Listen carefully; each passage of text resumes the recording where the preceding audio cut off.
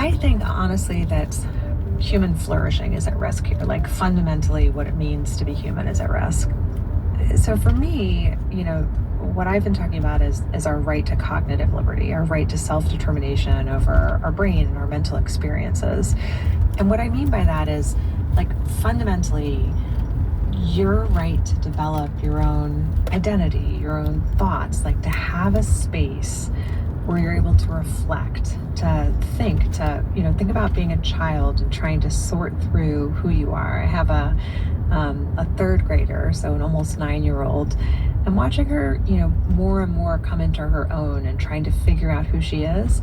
All of that happens in this safe space of mental reprieve.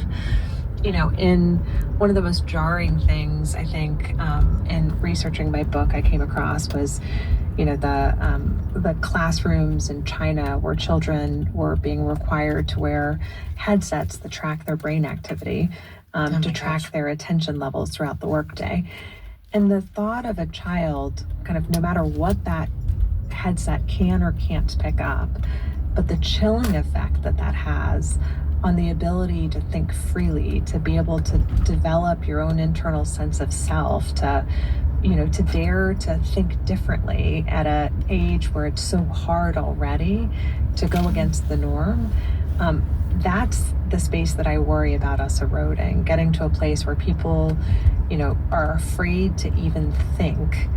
And if we are afraid to even think freely, the capacity to be able to figure out who you are and to, dare to dream big, or to dare to, help us change the path and the course of humanity, or your own path in life, is compromised.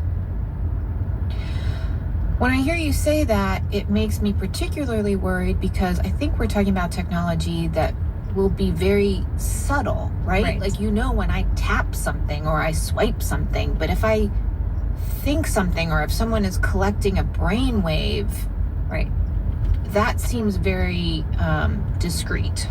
It's very discreet and hidden and invisible. So one of the risks I worry about is a lot of times with an emerging technology, especially a whole new class of technology, it becomes normalized and hidden in ways that we can't see. So, just to give you an example of that, some of the places in which these EEG headsets have been introduced already are, places like you go into an IKEA store to look at a series of rugs, and you're given a headset and told, like, only if your brain can prove that you love the rug are you going to be able to take it home. This actually happened. What? Yeah, they had this marketing gimmick in Brussels where they had these limited edition rugs.